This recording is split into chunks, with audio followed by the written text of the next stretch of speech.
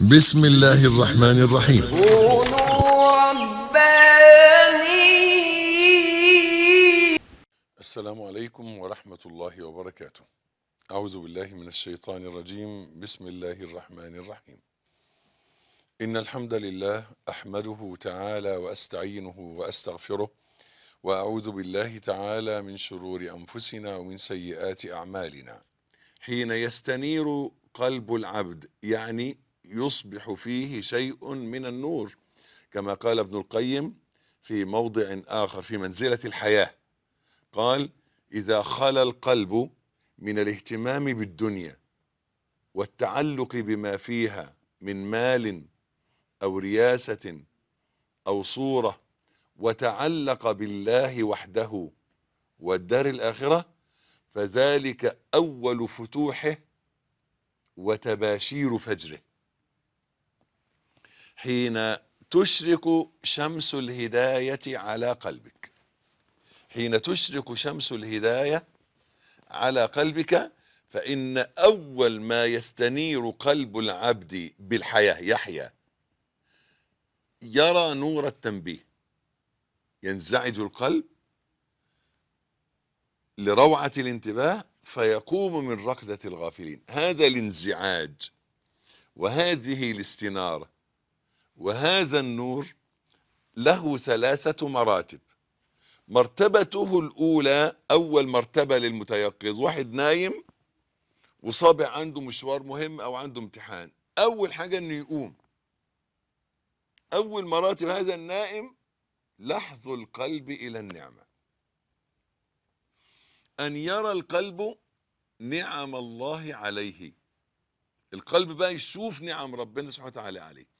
وتكلمنا عن قضية النعم وموقف المسلم منها، أن يستعيذ بالله أن يقع في قلبه، في قلب العبد، نسبة النعم إلى غير الله، فتصبح النعم كلها من الله. قال سبحانه: وما بكم من نعمة فمن الله، فتنسب إلى الله سبحانه وتعالى، ثم يعتقد أنه لا يستحقها، وأن كل النعم من عين جود المنة، من محض فضل الله على العبد، فلم يستجلبها بثمن ولا استحقاق. ثم في النهاية أن من شروط شكر النعمة استعمال النعمة في طاعة المنعم، ده شرط. ألا تستعمل النعم في معصية المنعم، ألا تستعين بالنعم على معصية المنعم سبحانه وتعالى. فلذلك ينبغي على الإنسان أن يتيقظ، فإذا تيقظ أول ما يلحظه نعم ربنا عليه، وأول ما يلاحظ النعم يسقط من قلبه رؤية استحقاقه لهذه النعم، ويستعمل النعم في الوصول إلى الله سبحانه وتعالى. فيرى شيئين: يرى كثرة النعم، إذا كلما حدق قلبه وطرفه فيها شاهد كثرتها وعظمتها، ورأى عجزه عن شكرها. فإذا رأى كثرة النعم ورأى العجز عن الشكر، حصل له بسبب ذلك نوعين جليلين من العبودية: محبة المنعم والإزراء على النفس. محبة المنعم يبدأ يحب ربنا، يحب ربنا حقيقة. 2، الخضوع له والذل والانكسار. 3، الإزراء على النفس. ووقفنا في اللقاء الماضي وقفة طويلة مع قضية الإزراء على النفس. يقول ابن القيم عليه رحمة الله: النفس جبل شاق وعر في طريق السير إلى الله سبحانه وتعالى، ولا سبيل للوصول إلى الله تعالى إلا من على هذا الجبل. يعني بينك وبين ربنا جل جلاله جبل، الجبل ده هو جبل النفس. النفس جبل شاق وعر في طريق السير إلى الله سبحانه وتعالى. وعلى هذا الجبل، جبل النفس، هذا الجبل العجيب، الجبل العالي جدا، في هذا الجبل أودية وشعاب وشوك وعوسج وعليق وشبرق ولصوص وقطاع طرق، في جبل النفس، في الجبل الذي هو النفس. رؤية النفس، أن النفس الأمارة بالسوء هي أصعب شيء بينك وبين الله. أعدائك نفسك. اللهم قنا شر نفوسنا يا رب.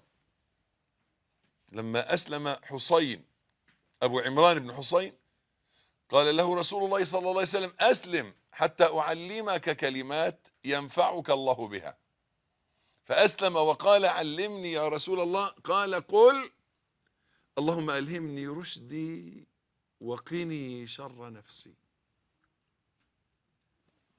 يا ريت كل واحد مننا يكتب الجملة دي ويلزمها. اللهم ألهمني رشدي وقيني شر نفسي. الرشد معرفة الحق واتباعه، عشان كده بنقول الخلفاء الراشدين. الغواية أن يعرف الحق ولا يتبعه، أن يعرف الحق ويتبع الباطل، يبقى اسمه غاوي. اللهم أرنا الحق حقا وارزقنا اتباعه. قال رسول الله صلى الله عليه وآله وصحبه وسلم: لن يدخل أحدكم الجنة عمله. قالوا: ولا أنت يا رسول الله؟ قال: ولا أنا. شفت ازاي مش شايف نفسه؟ قالوا له: ولا أنت؟ قال: ولا أنا. لو كان شايف نفسه صلى الله عليه وآله وصحبه وسلم كان قال لهم: إنكم لستم كهيئتي، أنا عبد غفر لي ما تقدم من ذنبي وما تأخر. ولو قال لصدق، ولكان من حقه أن يقول: أنا حبيب الله خليل الله سيد ولد آدم، أول من يحرك حلق الجنة، بيدي لواء الحمد، آدم والنبيون خلفي، أنا لا أسأل حتى أنت، أنتوا حاجة وأنا حاجة، أنا بشر مثلكم لكن يوحى إلي. كان يقدر يقول كده، ولكن لم يرى نفسه. لما قالوا له: حتى أنت، قال إيه؟ حتى أنت. ولا أنت؟ قال: ولا أنا. شايف نفسك أحسن من الناس، وأكبر من الناس، وأتقى من الناس، وأعلم من الناس. ليه؟ مش دأب العلماء كده أبدا، ولا العباد، ولا القانتين المخبتين، والله ولا دأب الصادقين والصالحين، إنه يبقى شايف نفسه. ما هي النفس أمارة بالسوء، النفس بتغر الإنسان. فلما تيجي نفسك تغرك تقول لك: ده أنت حجيت مش عارف كم مرة. قول لنفسك كده: خلاصي، تضحكي عليا، هتخدعيني، هتنكري بيا يا نفسي. هو مش انت اللي في اليوم الفلاني نمتي عن صلاة كذا؟ مش انت يا نفس اللي في اليوم الفلاني أذنبتي الذنب الفلاني؟ يتهم نفسه، يقول لنفسه: يا نفس انت بتعدي لي الحج، طب عدي لي ايه اللي ربنا قبله منهم. بتعدي الصلاة، طب قولي لي كم صلاة أخلصنا فيهم لله وكانوا على السنة. اسكتي يا نفس، خلينا مستورين يا نفس. ولم يخالفها في جميع الأحوال. مخالفة النفس سنة النبي محمد صلى الله عليه وعلى آله وصحبه وسلم. فسيدنا النبي صلى الله عليه وسلم كان يصوم حتى نقول لا يفطر، ثم يفطر حتى نقول لا يصوم. كان يصوم لحد ما نفسه تعتاد الصيام وتألفه، ويروح ناقل نفسه للضد، يفطر ويفطر لحد ما نفسه تعتاد الإفطار وتألفه ويصوم. وأيضا قالت السيدة عائشة رضي الله عنها: كان رسول الله صلى الله عليه وسلم إذا أردت أن تراه في أي ساعة من الليل قائما وجدته قائما، وإذا أردت أن تراه في أي ساعة من الليل نائما وجدته نائما. الرسول صلى الله عليه وسلم كان يقوم أول الليل وينام وسط الليل ويقوم آخر الليل، ويرجع ينام أول الليل ويقوم وسط الليل وينام سدس ويقوم آخر الليل. مخالفة النفس وتربية النفس، لأن مشكلتنا في زماننا هي مشكلة النفس، أنه أحيانا تتحول معنا العبادات إلى عادات. إن العبادة تتحول إلى عادة، تتحول مرة تانية إلى عادة، فتصبح تؤدي العبادة روتينية، تؤدي العبادة بطريقة تلقائية روتينية لا تحس حلاوتها، بل تؤديها بملل. زي اللي بيقرأ القرآن من غير حضور قلب، اللي بيذكر من غير حضور قلب، اللي بيصلي من غير حضور قلب. انكسار العبد وذله وخضوعه لله خير أعماله.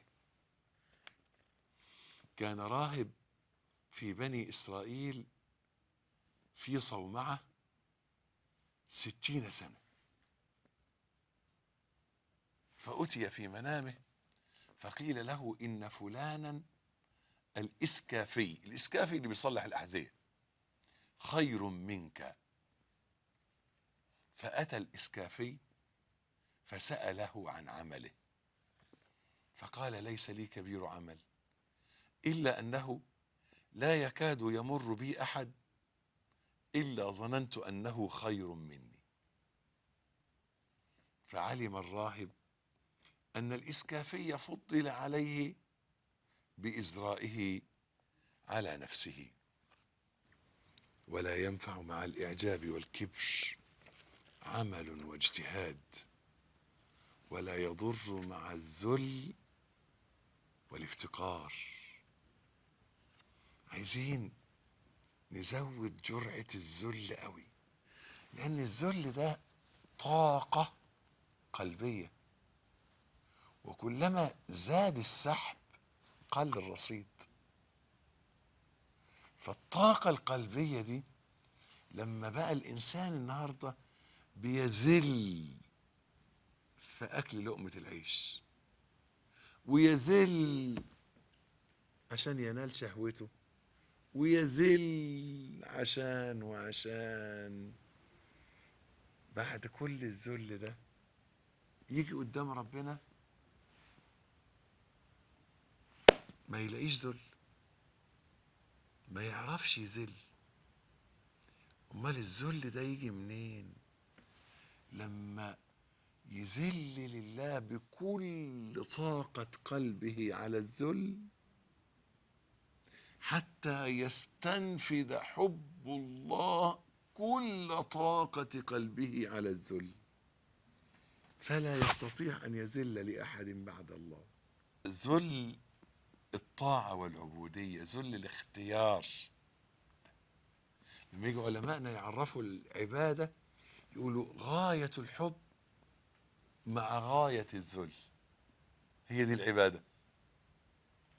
يا ترى هنبكي على ايه ولا ايه؟ اللهم إنك عفو تحب العفو فاعف عنا.